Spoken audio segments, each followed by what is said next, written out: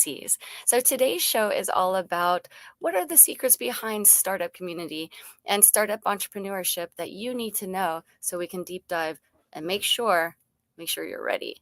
So a couple of items here. Let's just get started.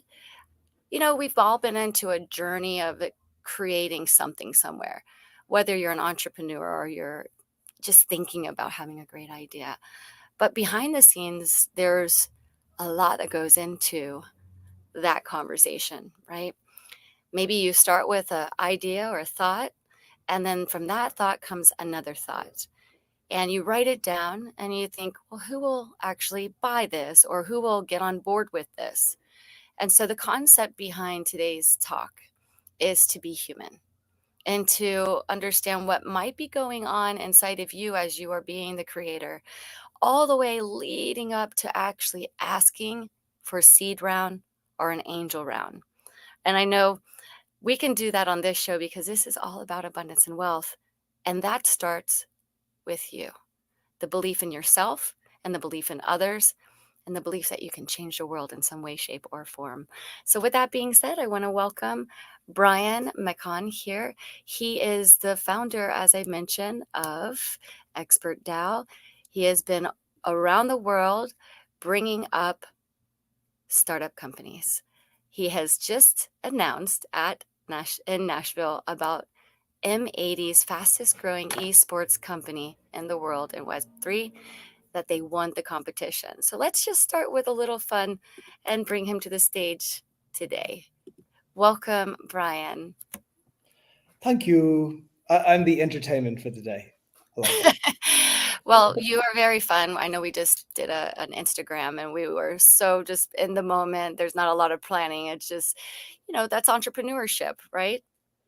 That is the way. It is best to not have to try and pretend it's something that it's not, right? I was asked let me rephrase that. I was asked if I had a project and if I thought it was ready. And then Alicia of BitAngels said, it's okay. It doesn't need to be ready. Just bring it and we'll tell you how to get it ready in our accelerator. So share with us a little bit about you and why you're in bridging all of the startups and helping them accelerator. Okay, it's a long story. I'm going to give you the non-Irish story because I think this is just a 30-minute session or so, and I don't want to keep you for the whole day. But I really like startups. I've kind of liked startups a lot for about 15, 20 years. And right now, if I work my way backwards, and let me actually do it backwards rather to create the environment, because I think you want this to be about, human moments and about how humans can come together and the human side of startup. So like today, we're one of the most prolific investors in the world. We've invested in 300 companies. We will invest in another 30 to 50 companies this year. We'll invest in probably another 50 to 100 companies next year. Those companies we invest in are all over the world. There's as many Black people as white people, women as men, small people as tall people, old people as young people, like it's everybody. I have only one bias in life, and that's towards execution. There are people who are exceptional executors, and there are people who are terrible executors. And I love exceptional executors. So I dedicate pretty much my entire life to those people. And so we've been building up the accelerator and investing in companies. We do early stage checks of around $50,000. And then we do follow-on checks, which we put in of up to $1 million after the company has hit very specific metrics. And we've been doing that for about 5 years or so. And so I'm what you might call an unlikely capitalist, because on one level, I really don't like venture capital. Never really wanted to be a part of venture capital, never really made it as something that I wanted to do, but I leaned into it. And I leaned into it because around 10 years or so ago, I had a very good friend, JP Morgan, and I was talking to JP about venture capital in general. And I said to him, oh my gosh, venture capital is a sexist, misogynistic, racist environment whereby all of the money gets put to a very small group of people who are generally fairly privileged and they go to nice schools. And, I'm all for a bit of unfairness. If you work harder than the person next door to you, then maybe your kid should get a little bit of a break. But I think when things get so unfair that it kills and stifles innovation, then what happens is you have a destructive system that eats a country, nation, continent from the inside until there's nothing left. And so for me, I felt this in a very deep way, and my friend said to me, "Hey, you need to speak about this." So I did a TEDx talk, which was called "The Kidnapping of the American Dream," and that talk spoke very specifically to everything that was wrong with venture capital and how such large sums of money was manipulating the entire innovation flow of the United States.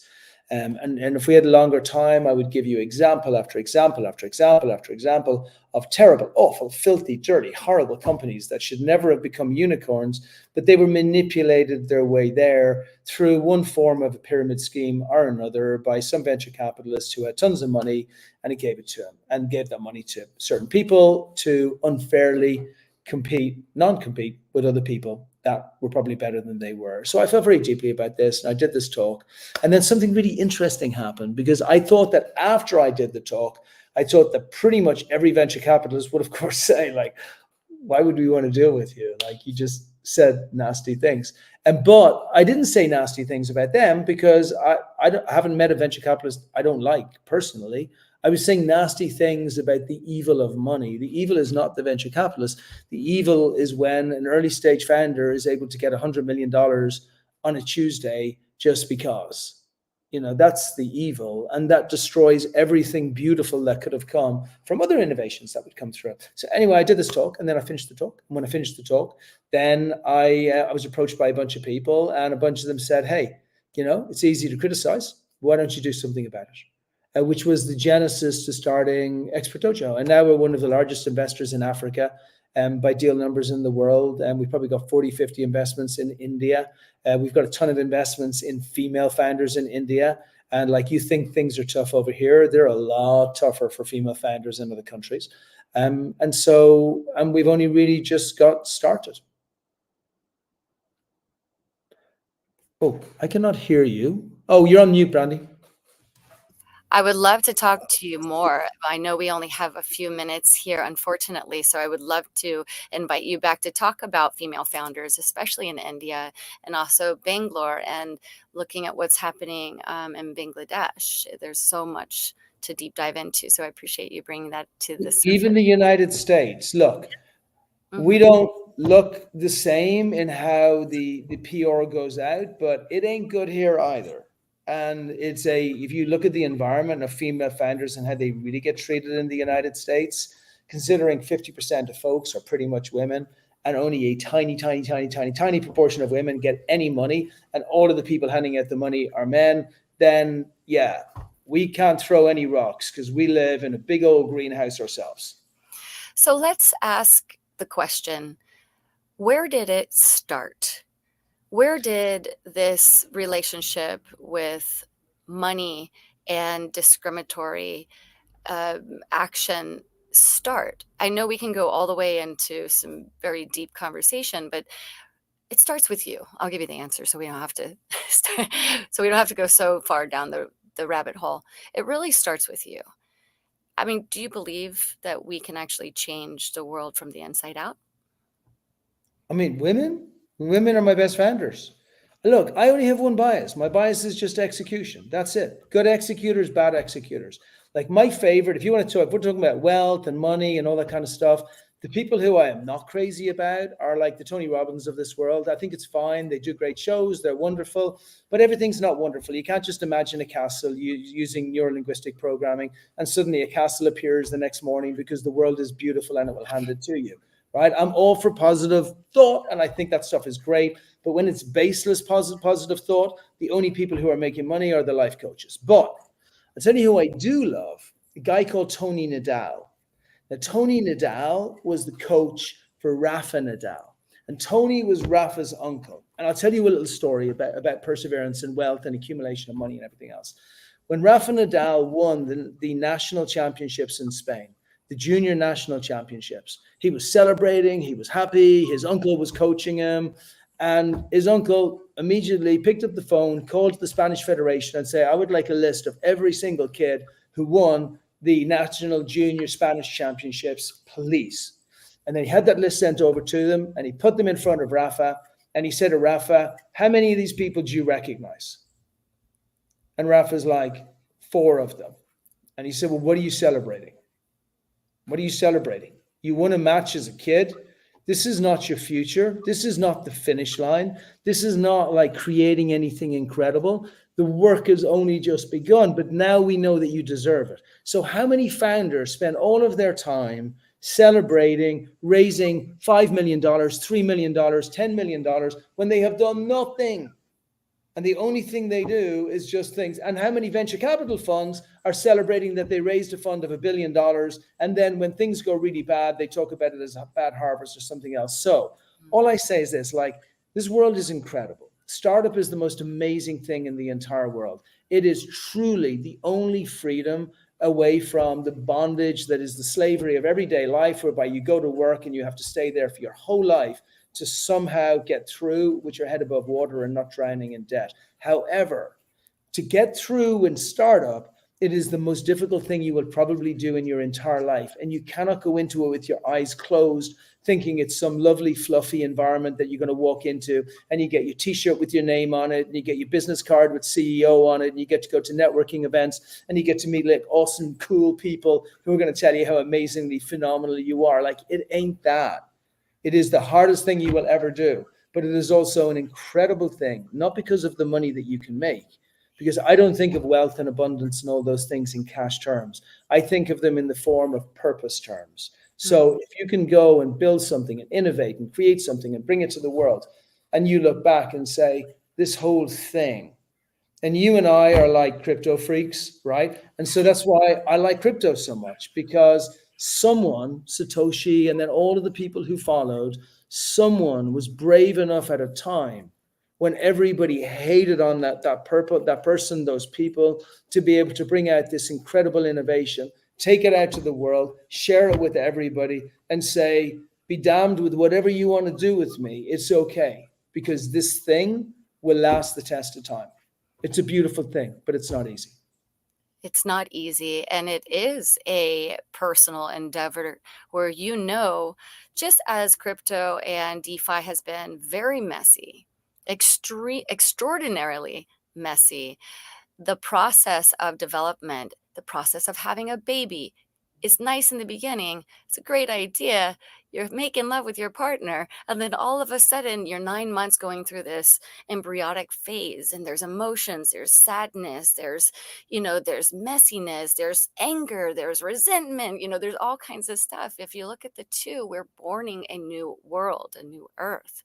So if you look at our industry, yes, there's bad actors, there's thieves, there's all kinds of, there's drugs, there's this, that, and the other. And yet at the core of where we're headed is we're borning a new earth.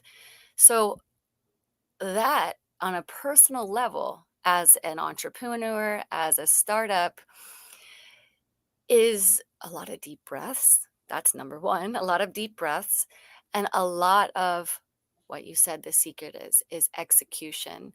Practice, practice, produce. Practice, practice, produce. Continue to go to the mat. Continue to practice and get better over time. And I think that's what our community does, especially in crypto, is that we prepare you to go to the mat. We prepare you to go to the mat. You're not on the mat yet. We prepare you to go to the mat. And in that, you learn the tools. Excuse me. Yeah. And by the way, while you're saying that, I like to throw something at. I don't think there's really any worse actors in crypto or in Web3 than there were in Web2. I don't think so. I just think the actors in Web2 wear very nice suits and very nice ties, and they look awesome. And they're generally like in very nice places having private dinners and stuff. And when really bad things happen, they don't get discussed as much. And this is a new innovation that's coming through. And whenever you have new innovation, it doesn't matter. Like I even compare it to the US at the beginning, right? There weren't worse people than we are today. You could argue maybe better people, but the environment was more harsh. And so when you have a new environment that's coming in and that environment is more harsh, first of all, there's looseness in what people can do, which means that can become bad actors, where it's harder as it matures. But second of all, people just have to do what they need to do. So I think what's happened within decentralization is a beautiful thing.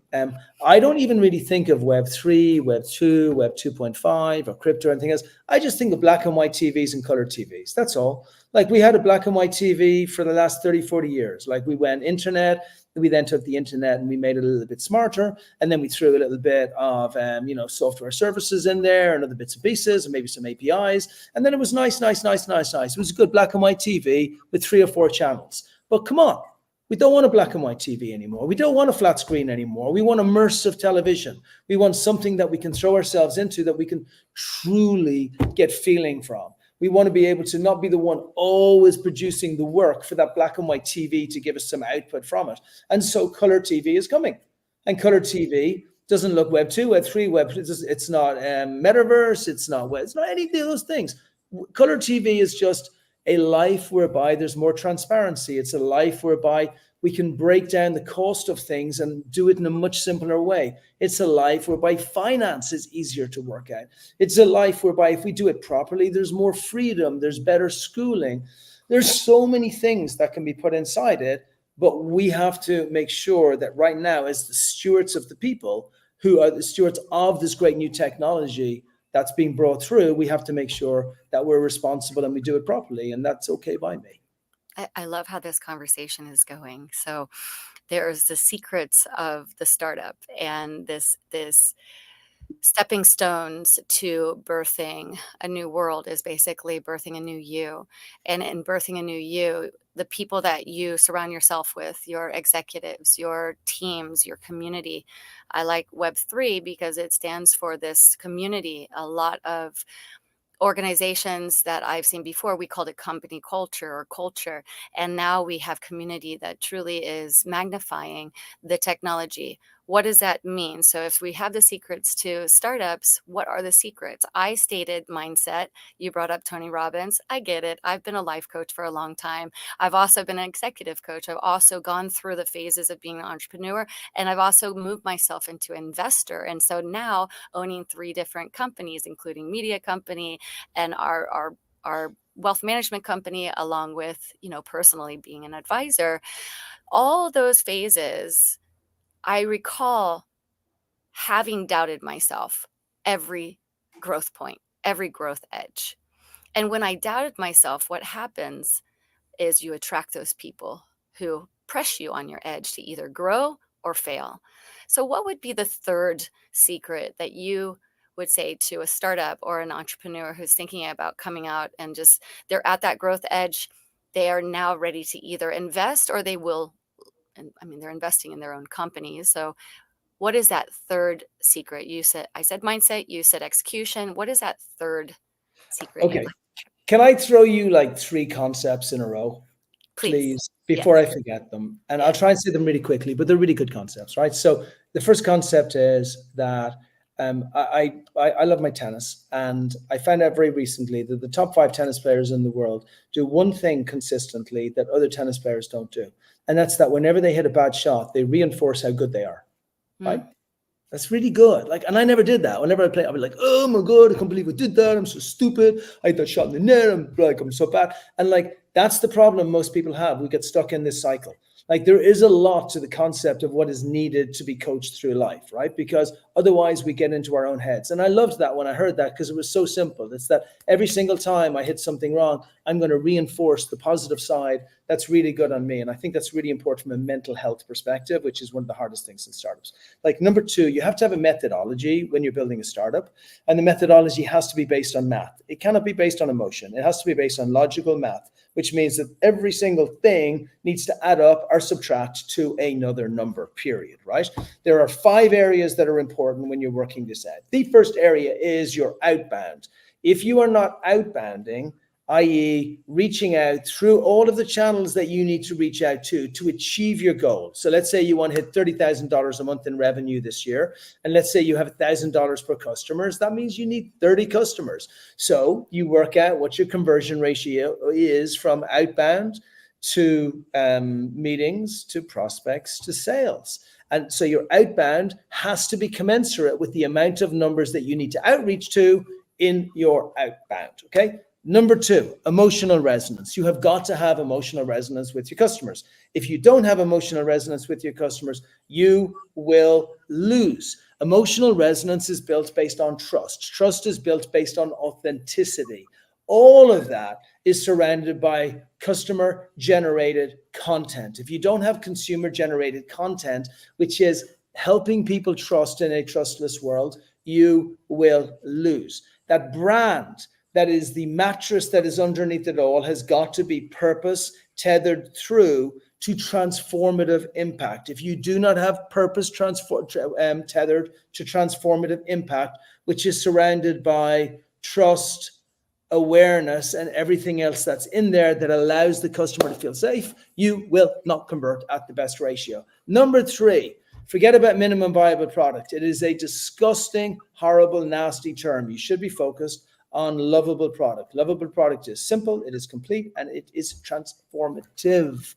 And you don't have to have all of the features. That's why I said simple. But you cannot approach a customer telling them you're going to have a minimum viable anything. It's just bloody ridiculous. I don't even know why they came up with the concept. Imagine a minimum viable marriage. Why don't you try that and see how that thing goes? You should do just fine for about a day until you have a maximum viable divorce. Okay, final point. Fourth point is with regards to epic productions to move you from domain awareness through to domain expertise through to domain dominance, right?